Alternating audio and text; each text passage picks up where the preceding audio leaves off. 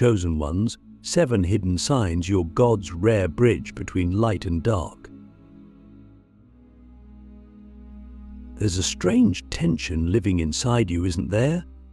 Like your soul is trying to stretch in 2 directions at once, one hand reaching for the heavens and the other buried deep in shadow. You've never been fully light. But you're not evil either. You walk the middle path. You don't belong to the world of blissful innocence, nor are you chained in the realm of chaos. And you've always known this, even when you couldn't explain it. People sense something different in you. Some are drawn to you, magnetized by a quiet gravity they can't describe. Others are repelled, like your presence stirs something uncomfortable in them. You've lived with this your entire life, and now you're finally ready to understand why. It's because you are one of the rarest types of spiritual beings on this planet, a bridge between light and dark. A chosen one born not to pick a side, but to connect them. Most spiritual teachings are split.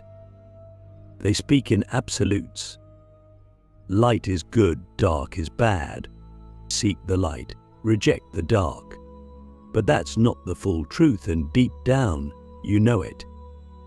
Because what you've lived has taught you more than any book or preacher could. You've walked through hell and still carried compassion. You've touched beauty while bleeding internally. You felt called to rise, even while surrounded by decay. This is the paradox of the bridge. You must stand in both realms at once. Not because you are confused, but because you were chosen by design to carry the frequency of both.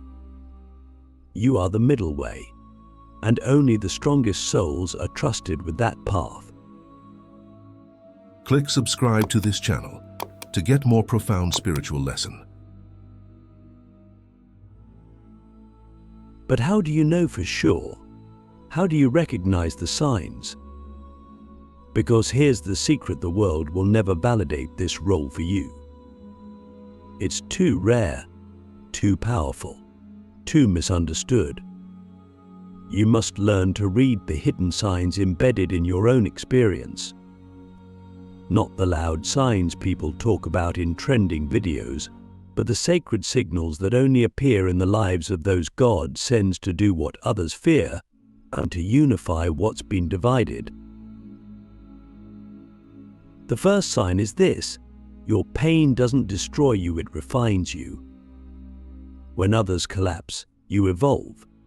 Every betrayal, every loss, every darkness you've endured didn't make you bitter.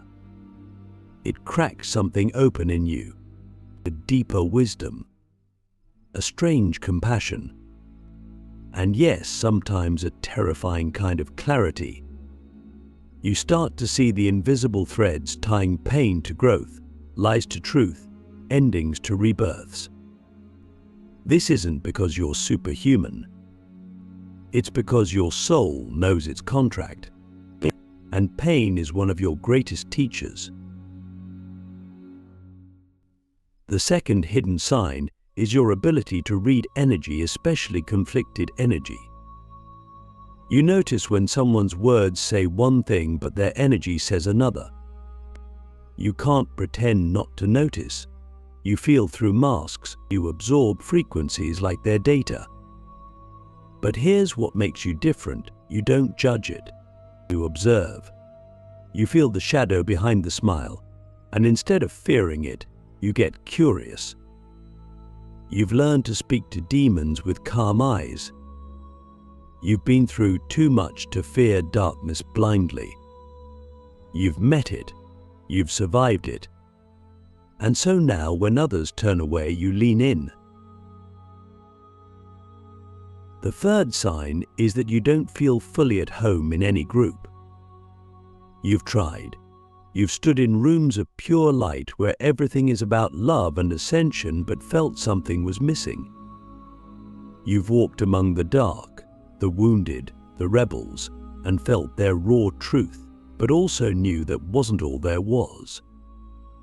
You drift between dimensions of thought, energy, belief. Not because you're lost, but because you are the tether.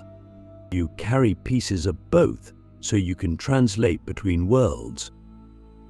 But this also means you often feel like an outsider, too soft for the hard ones, too intense for the peaceful ones. You are not here to fit. You are here to connect. Another sign is that people come to you in moments of deep chaos, not when they want a casual laugh, but when their soul is breaking, when their masks are falling off. They tell you things they haven't told anyone, but you become their confessional, their mirror. You don't even have to say much, your presence does the work. That's because your energy field carries codes of integration.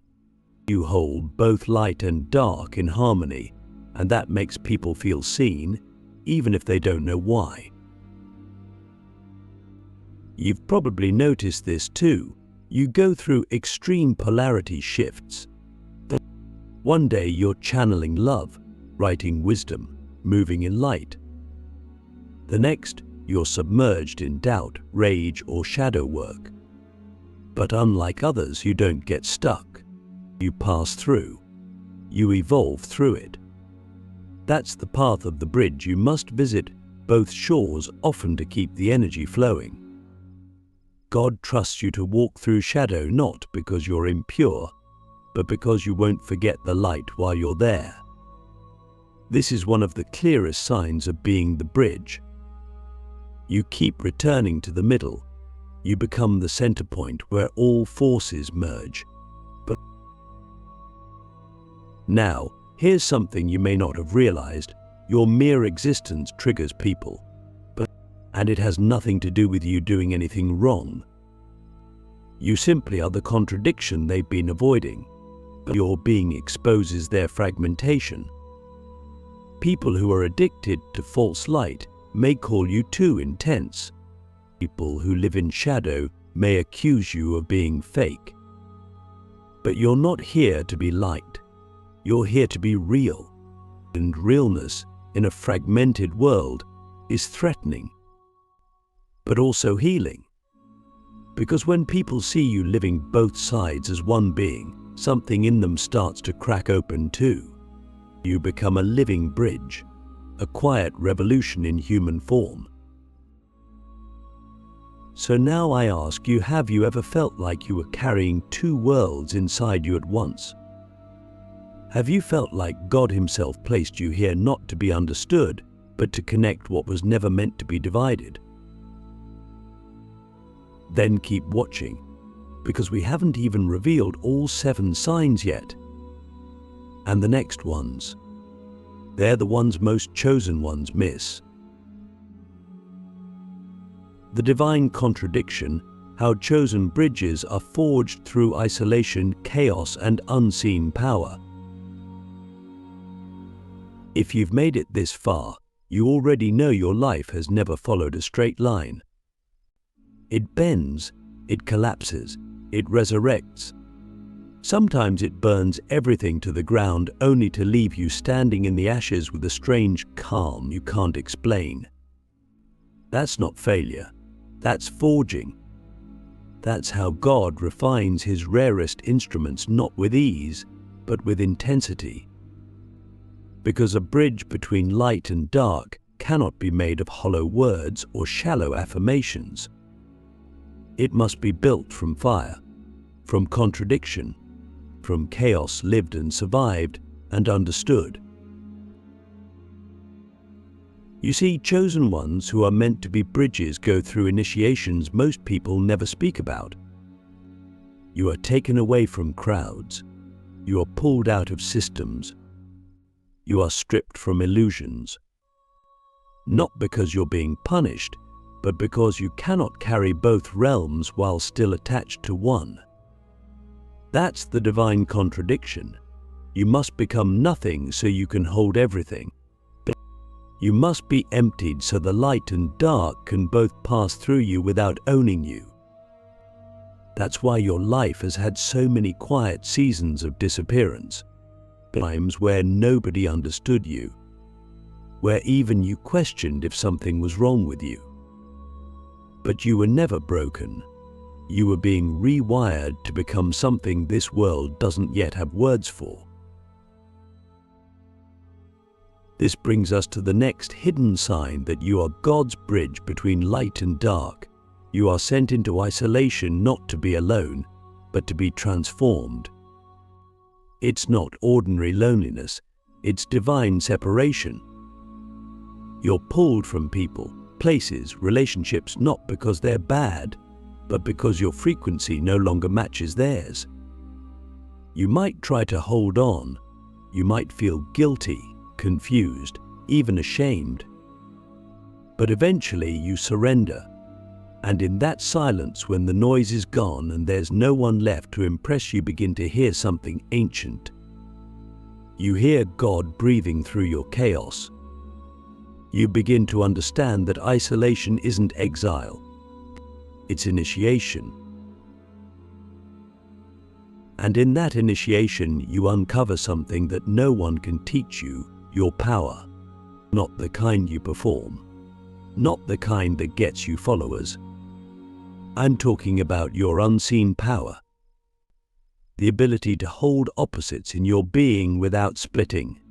The ability to feel both rage and compassion, both fear and faith, both death and rebirth, and stay centered. That's your real gift. That's the mark of the bridge. You can enter the shadow and still carry light. You can be surrounded by noise and still transmit peace. People don't always know how, but they feel it. That's why some worship you, others hate you. Both are reacting to something they cannot name: your alignment, your refusal to fragment. Let's go deeper. There's another sign, one that almost no one talks about. If you are God's bridge, you will feel a strong urge to fix or save people, but also know, deep down, that you can't. This is one of the most painful truths. You'll feel people's suffering as if it were your own. You'll want to reach in and lift them. But something inside you will stop you, because you'll realize that some pain is sacred, that if you interfere, you'll steal the very fire that was meant to wake them up. This is when your power matures. You stop forcing. You start holding space. You become less of a savior and more of a mirror. You reflect people back to themselves, not to be worshipped, but to remind them of what they forgot. That's what bridges do. They don't choose sides. They don't scream. They don't drag people across. They simply exist anchored, unwavering, offering passage to anyone ready to walk. And this, my friend, is why you have often felt misunderstood by both extremes. The light workers may accuse you of being too intense, too shadow-focused. The darker souls may say you've gone soft, too hopeful. But they don't realize you hold both in balance. That's your spiritual DNA. You're not half light and half dark. You are full spectrum. And that is terrifying to those who live in separation. But here's the secret. When you begin to accept that divine contradiction within you, the world starts shifting around you. You no longer chase belonging. You become the place where others remember who they are. People start to awaken simply by being in your presence. Not because you said the perfect words, but because your being is integrated. You are proof that God doesn't just create polarities, He reconciles them through vessels like you. So now I ask you something deeper. Have you ever felt like you were being emptied out, not to be discarded, but to be filled with something holy? Have you ever felt like your suffering wasn't random but was carefully designed to stretch you into a shape that could hold paradox and power without collapsing? If so, you are already walking the path. You are already fulfilling your role as the bridge. The chaos didn't break you. The silence didn't erase you. And the light never abandoned you. You were just being prepared to carry both. Why only the rarest souls can survive the weight of this calling, and what happens if you refuse it. This calling is not one you seek. It seeks you. It arrives before you even have a name for it. Before you understand what light or shadow really means. It stirs in you like a quiet flame when you're still a child, when you're just beginning to notice that the world is not as it seems. And while others are playing by the rules of the visible world, you start feeling the pull of something invisible. You can't explain it. It makes you feel older than your age, heavier in the heart, sharper in perception. That's not a curse, it's a signal. You are being marked by the weight of a spiritual contract, a divine mission written in your soul's deepest layers. And here's the unspoken truth. Very few souls can carry this. That's why only the rarest are chosen, not because they're better, not because they're more talented, but because their soul has been tempered, refined through lifetimes of fire, forged by pain, tested in realms most can't even imagine. To be a bridge between light and dark is not just to have wisdom, it is to embody it under pressure. It's to carry heaven and hell inside your nervous system and still wake up every day willing to be of service. It's to look into the eyes of the broken and not flinch, to feel the pull of darkness inside you and still choose not to be ruled by it. This role is not glamorous, it is costly. And yet, when the soul is ready, when it has suffered enough to let go of its ego, it is offered the bridge. But what happens if you refuse it? That's the part most people never speak about. You see, this calling doesn't chase you forever. There is a window, a threshold, a point in your timeline when you are meant to decide, will you live as what you are, or will you keep playing the role the world wrote for you? Will you carry the weight of integration or collapse into one side, claiming comfort over growth? If you reject the bridge, your life becomes a loop, patterns repeat. Synchronicities stop. You'll feel stuck, but not because you're weak. Because the path that was meant for you is no longer passive. You can't return to ordinary after you've glimpsed the sacred. You can't unfeel the truth of both realms once you've tasted them. If you ignore the calling, you'll start experiencing divine resistance. Your plans won't stick. Your relationships will turn hollow. The more you try to build a normal life, the more it cracks. That's not punishment, that's redirection. Because the divine doesn't forget who you are even when you do. But if you accept it, if you say yes to becoming the bridge, it doesn't mean life gets easier.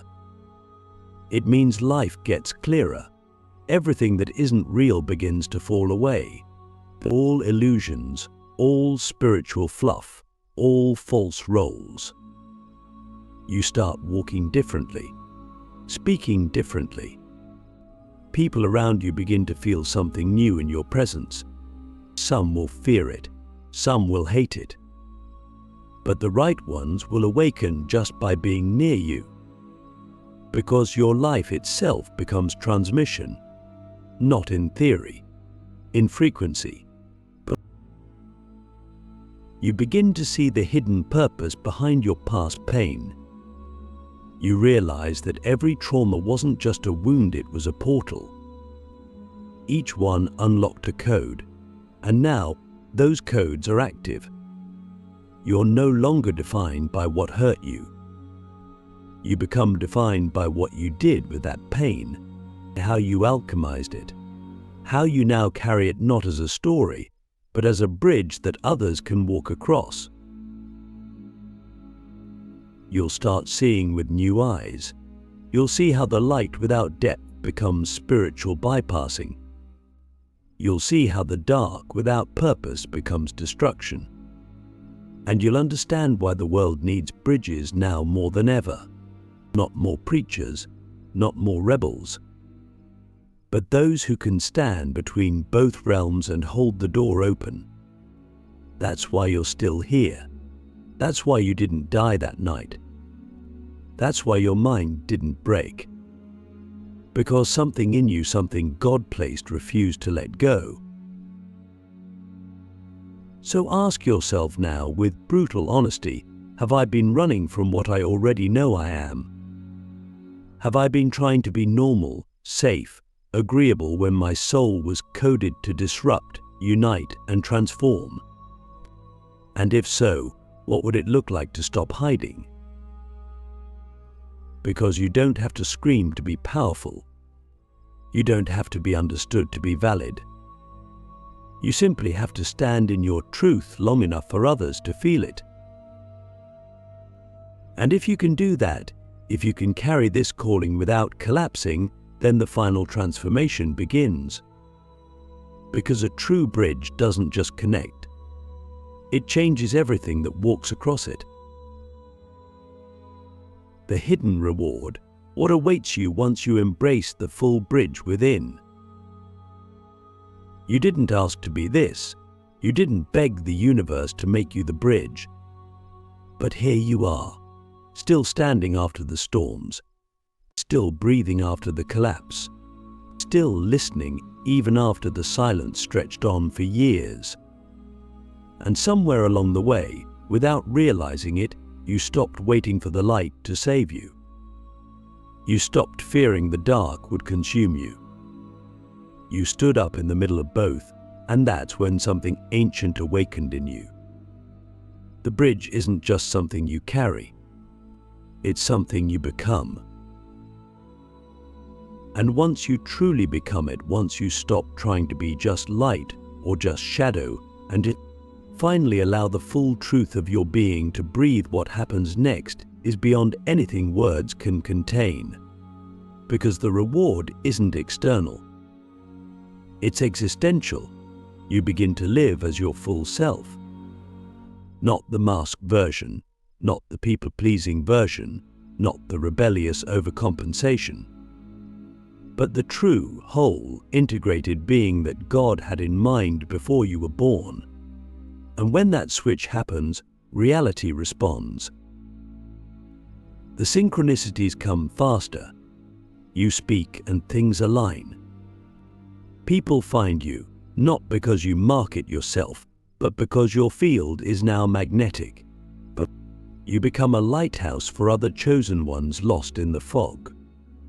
And without preaching, without pushing, you remind them who they are. Just by being, just by existing. That's the highest power of the bridge. You don't lead with ego. You lead with energy. You move from impact, not attention. And the irony is, now that you no longer need validation, you begin to receive it in sacred forms. And the right people appear. The right paths open. Not because you're begging, but because you're aligned. You finally become a living frequency that resonates with divine timing.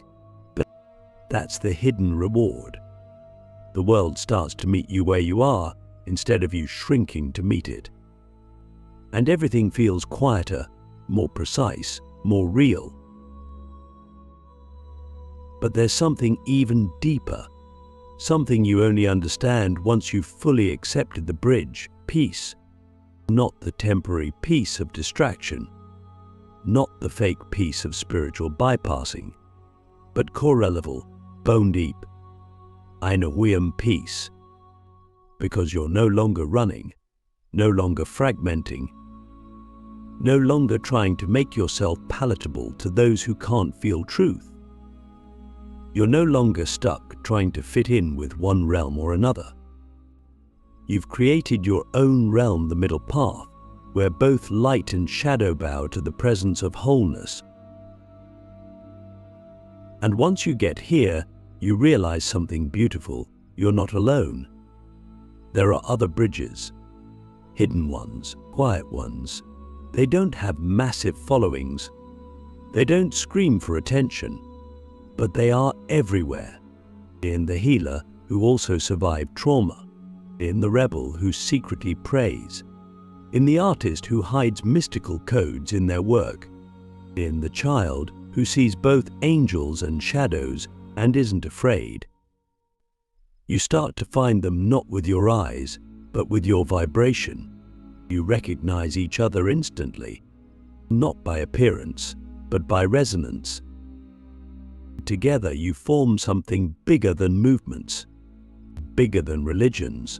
You form a living web of integration that spans the earth. You become part of God's quiet army of reconcilers, those who restore balance by simply being whole. And in a world addicted to extremes, you are the medicine. You are the center point.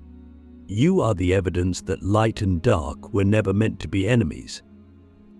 They were always meant to dance. So now, at the end of this path, I ask you not just to believe, but to remember. Remember why your life was hard, why your pain was sacred, why your silence was long. It was all preparation, because now your time has come. The world is shaking. The systems are failing. The illusions are cracking, and the bridge is needed more than ever. You are not lost. You are not too late. You are becoming. The bridge is no longer a metaphor. It's you.